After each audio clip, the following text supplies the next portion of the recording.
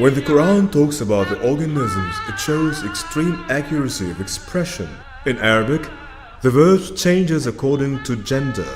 So the Quran uses the term that expresses the bees that build the bee cells are females.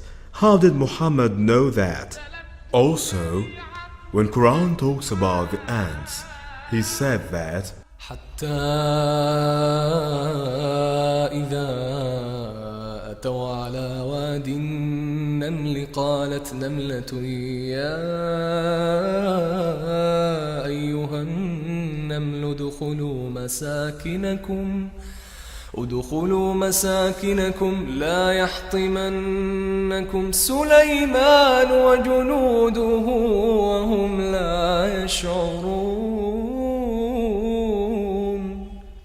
He said it's a female ant, and he proved that the ants have a female queen. Then Quran said that the ant talked to the other ants. This was a science fiction at that time. But that's exactly what Professor Robert Heitling discovered in the 90s.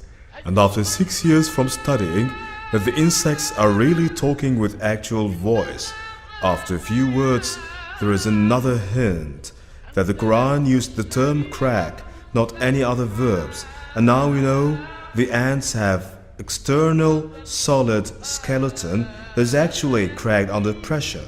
How did Muhammad know these accurate facts? Not only Professor Dr. Maurice Bucaille, the famous French surgeon, but also Professor Dr.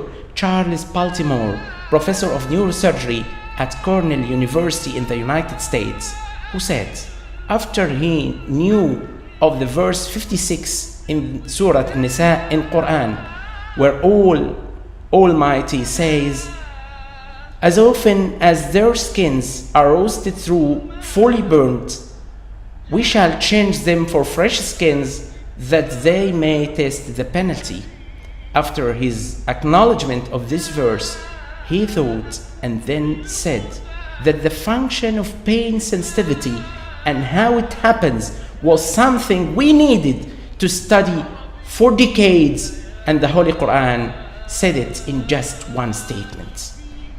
So, what we will display next, if Allah wills, are some of the scientific facts mentioned in the Quran, or as I would like to call it always, the nectar of science that's potentially latent in the Holy Quran. It's beyond geniality. All of these miracles, all of those facts, legislation, philosophy, astronomy, biology, without one mistake, without any one little mistake, it can never be a human feature. Una de las cosas que más sorprende a los lectores occidentales del Sagrado Corán es que después de leer con detenimiento algunos de sus capítulos, encuentran que no es lo que esperaban y que mucho de lo que habían leído sobre él desaparece al leer unas cuantas páginas, por lo que pasa de ser un libro antiguo del desierto a un libro que responde a las preguntas actuales del hombre y se parece más a un mar de conocimiento que a otro libro más para apilar en nuestras bibliotecas. Cada verso del libro de Dios contiene conocimiento que puede ser percibido por los humanos al desarrollar las ciencias y desvelar los secretos del universo y la creación entera.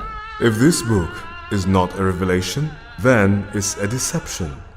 If it's a deception, what's deceitful about it?